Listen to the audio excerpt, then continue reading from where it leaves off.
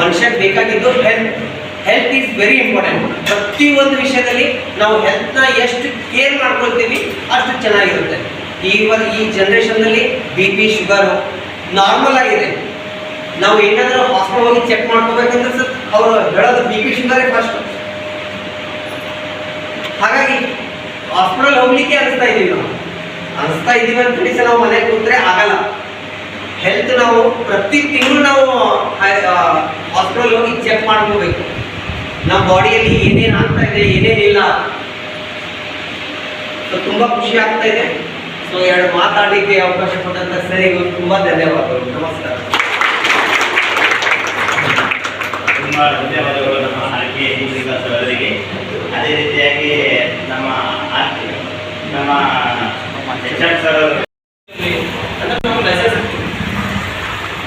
ಮಾತ್ರ ಎಲ್ಲರ ಕೆಲಸ ಮಾಡತ್ತೇವೆ.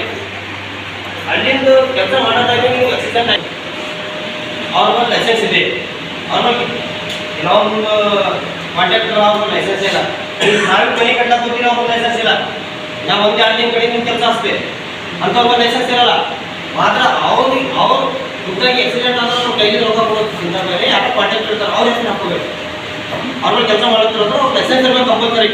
ನಾವು 10 ಮಂದಿ ಕೆಲಸ ಮಾಡ್ತೇವೆ ಅಂಥವ್ರಿಗೆ ಲೈಸೆನ್ಸ್ ಇದ್ದರೆ ಮಾತ್ರ ದುಡ್ಡು ಸಿಗುತ್ತೆ. 5 ಲಕ್ಷ ರೂಪಾಯಿ ಇದೆ. ಈಗ ಸ್ಮಾರ್ಟ್ಫೋನ್ ಡೆತ್ ಆದರೆ ಅಂದ್ರೆ ಎಫರ್ದಾಗ ಸ್ಮಾರ್ಟ್ಫೋನ್ ಡೆತ್ ಆದರೆ ಅಂದ್ರೆ 5 ಲಕ್ಷ ಇದೆ.